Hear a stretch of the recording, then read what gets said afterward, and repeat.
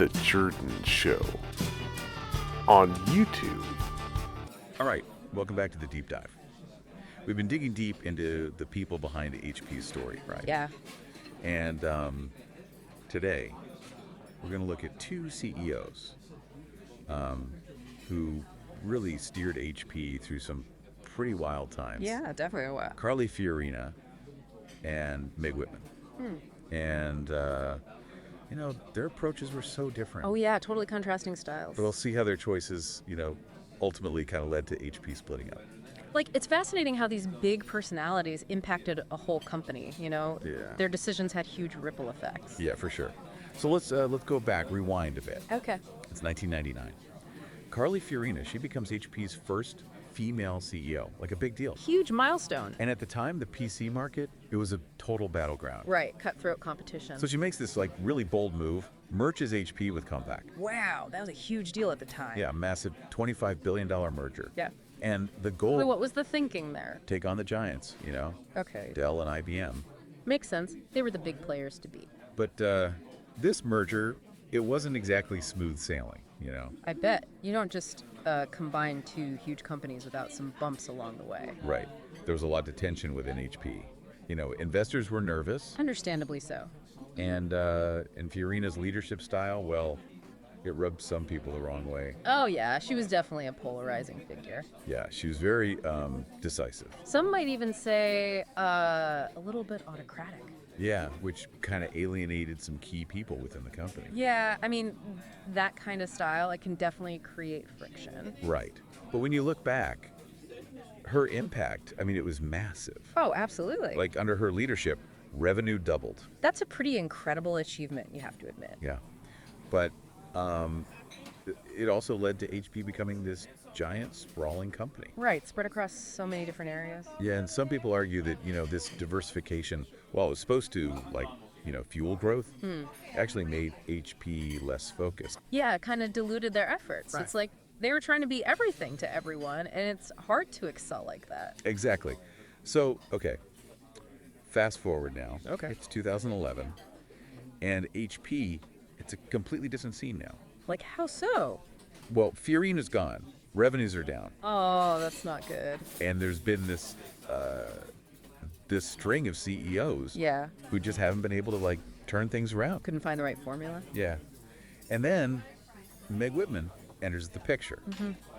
Can you imagine stepping into those shoes? Oh, man, talk about a challenge. Right. Inheriting a company that's basically, struggling to keep up with the times. Yeah, and the tech industry, it was changing so rapidly. Exactly. Smartphones were exploding in popularity. Cloud computing was on the rise. And that hit HP's core businesses hard. Oh, yeah, PCs and printers were feeling the pressure. Right. So one of Whitman's most, I think, impactful decisions was the split in 2015. Big split. Yeah. Creating HP Inc. For, PCs and printers. Yeah, the traditional HP stuff. And then Hewlett Packard Enterprise, Okay. focusing on enterprise solutions. So, like, business-oriented stuff. Right, yeah. Think software. Services for big organizations. Like, what kind of services? Oh, data centers, Okay. cybersecurity, cloud platforms. Got it, yeah. It must have been a really tough call to make, I mean, splitting a company like that, it's not a small decision. Yeah, not at all. But those enterprise solutions, they were high growth areas. Right. But so different from HP's, traditional strengths. Yeah. It was a big shift in focus. Exactly. And the split, it allowed each company to be more agile, Oh, I see. to adapt and innovate faster in their specific markets. Like, they could each move more quickly on their own. Yeah, right. Instead of being bogged down by the other side of the business. Exactly. Like two speedboats instead of one giant tanker. Makes sense. Yeah. And Whitman, she actually stayed on to lead Hewlett Packard Enterprise. So she was really committed to that direction. Right. And she guided its growth through, acquisitions. Like buying up other companies. Yeah, like Aruba Networks for Yeah. networking solutions.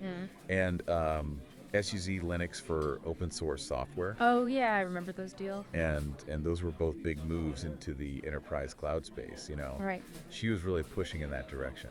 It's interesting because her decisions were, in a way, like a direct response to the challenges created by Fiorina's diversification. Oh, well, Like, by splitting the company, Whitman was trying to untangle all that complexity and let each part of HP kind of thrive on its own. right, exactly. So we have these two really strong CEOs, Yeah. both responding to like the same crazy dynamic tech industry, Right. but in such different ways. It's remarkable how different their approaches were. Yeah. Fiorina, she went for this bold merger, aiming for growth through like sheer scale. Right. Whereas Whitman was all about focus and agility. Yeah, making the company leaner and faster. It's almost like two different philosophies of leadership colliding. It really is, and it really it makes you think about the ripple effect that leadership decisions have. Oh, absolutely. Both Fiorina and Whitman, they left their mark on HP. Yeah. And their actions had long-lasting consequences. Right. And it's fascinating how their approaches reflect those different philosophies of leadership and how those philosophies play out in a world that's constantly changing. Yeah, absolutely, and I think it highlights how important it is for leaders to not only like see the changes coming, Yeah. but also to be flexible. To adapt their strategies as Yeah. things evolve. Exactly. Yeah. Because the tech world, it never sits still. Oh, it's a constant whirlwind of innovation and disruption. Right. So as you continue to explore HP's story, I think about the lessons we can learn from these two leaders. Yeah. You know? What does it take to lead a company through those massive shifts? What qualities do you need to navigate the complexities of the tech world, especially when things are changing so fast? Yeah, that's a great question. Something to ponder as we move forward.